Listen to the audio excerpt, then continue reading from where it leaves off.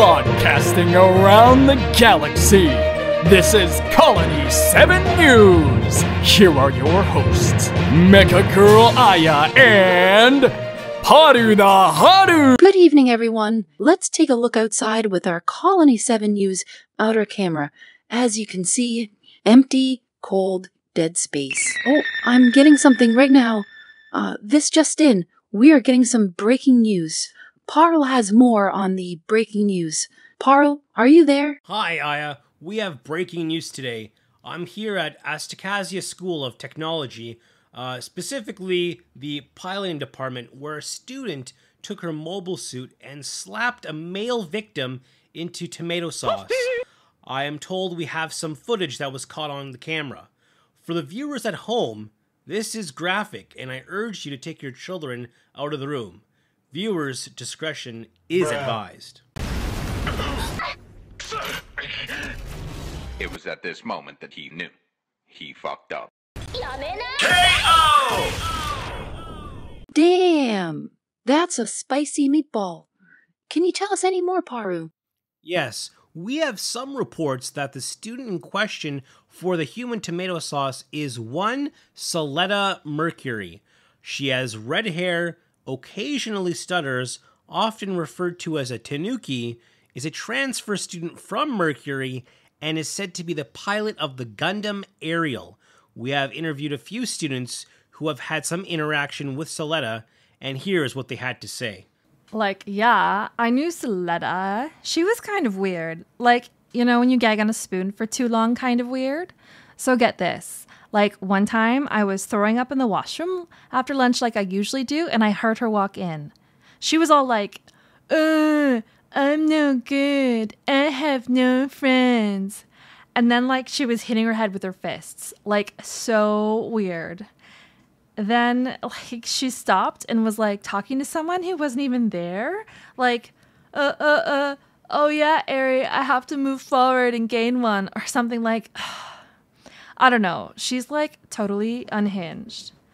Then she squealed like some sort of animal and ran off. If you ask me, I'm not surprised about what happened. As you heard, folks, that was some disturbing insight. Another student had this to say. I knew Soletta, or as they called her, Solette. We, used to hang out a lot after our mobile suit battles. She'd need a little R&R, if you know what I mean. She likes to talk about her mobile suit a lot. Says that it's her sister and that it tells her to do things. Like that it talks directly to her mind or something. She will also ask me to suck her toes from time to time. But that's not even the weirdest thing. She likes to take my red pastel paint and smear it all over herself, repeating, if you run, you gain one. But hey, who am I to judge? Wow. Again, this is more disturbing insight into the mind of a killer. I'm a little nervous. It's a little hard to talk about this. Out in the open, people saw Soletta as a timid, awkward girl, but she wasn't when you were alone with her.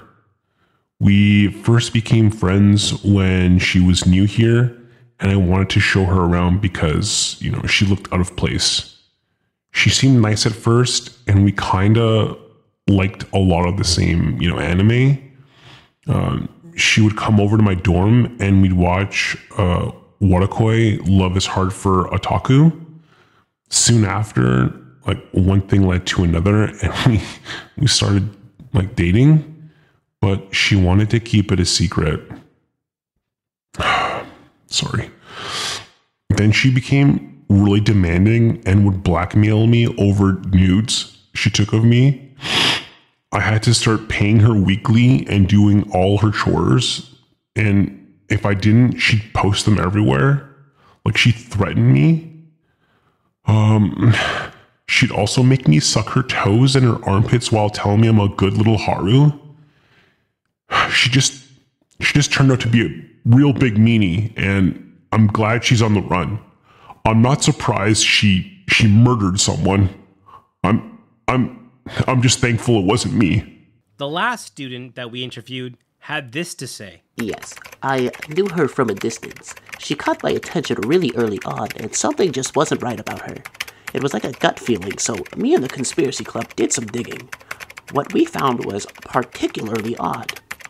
None of this is confirmed, of course, but we think she was on the science station that fell under attack many years ago.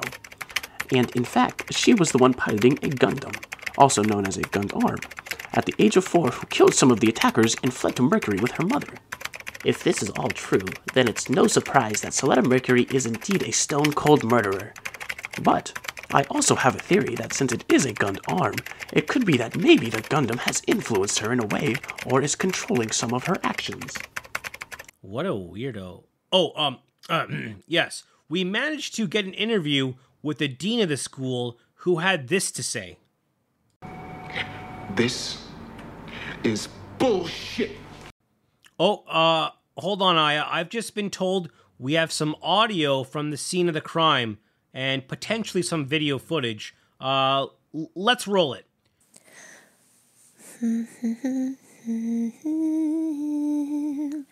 Happy birthday to you. Happy birthday, happy birthday. Happy birthday to you.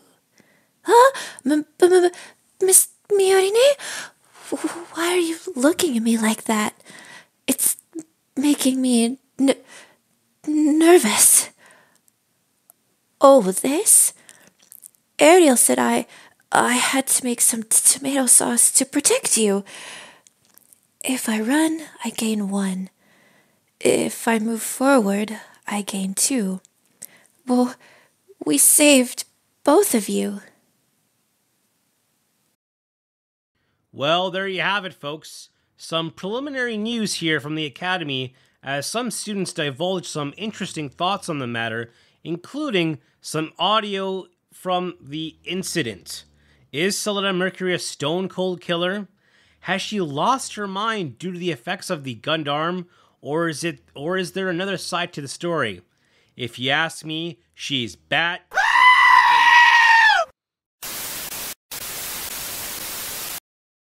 Welcome to Mobile Suit of the Day, where our first entry is going to be the G Savior.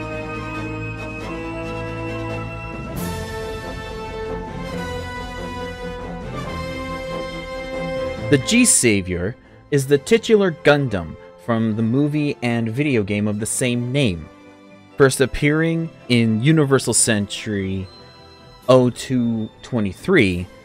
It was developed from the F Savior, which was in turn developed from the RGM-196 Freedom mobile suit by the paramilitary organization the Illuminati. I'm not joking. Named after its developer, John Savior, an engineer who defected to the Illuminati from the new superpower governing the Earth sphere called the Congress of Settlement Nations, or Consent. You wouldn't know that from the way they acted in the movie. In any case, the G-Savior was developed to be a modular mobile suit for any kind of situation. Its base form is called Origin Mode, which is essentially just the stripped down version of it. It has no extra armor on the upper arms and legs, only having minimal armor on the lower legs, arms, and feet. Only the torso and Gundam type head are left fully armored. All variants of the G-Savior have access to the same basic equipment. It comes with 30mm Vulcan guns in the head, a blue beam saber on the backpack, a beam shield installed on the left arm, and a customized beam rifle based on a congressional mass-produced model. Its most recognizable form is the Space Mode. This is the variant we see throughout most of the movie and the video game. It is outfitted with special zero-G armor that allows it to maneuver more freely in space, as well as armor to better protect its legs. Not its arms, oddly enough. It has access to the exact same armaments. The third form is the terrain mode, G-Savior's most armored form, where it comes with armor to protect the upper legs and upper arms. This mode also comes with its own variant called the Terrain Mode Hover type, where it has a special backpack and skirting armor that allows it to better, well, hover around the area as well as achieve sustained flight in a way. This was cut from all forms of media, except the promotional video. Good job, Bandai! Now, like any other Gundam, it has its own upgraded variant. First up is the G2 Savior, which is basically the normal G-Savior with better armor and better mobility thanks to improvements on the joints. Then there was the G3 Savior, which is its ultimate form. Boasting a newer, more armored design, it's still much more maneuverable than the original G-Savior. And of course, with all the added armor, it is even more durable. It does lose its head Vulcans, but it makes up for that with the absolute arsenal it comes with for its own set of modes, including cannons, Gatling guns, and missile pods. And rollerblades. Neat. Anyway, so that was the G-Savior. And now, back over to Aya. Thank you, Kai, for telling us about the G-Savior in our Mobile Suit of the Day session. Thank you, everyone, for joining us on our first episode of Colony 7 News. Also, a big thank you to those who lent us their time and their voices. We hope you hit the subscribe, thumbs up, and notification button for future content. This is Mika Aya with Colony 7 News, signing out. Don't let your dreams be dreams. You should get to the point where anyone else will quit. You're not gonna stop there, so just do it. Make your dreams come true. Do it. Nothing is impossible. Do it. Make your dreams come true.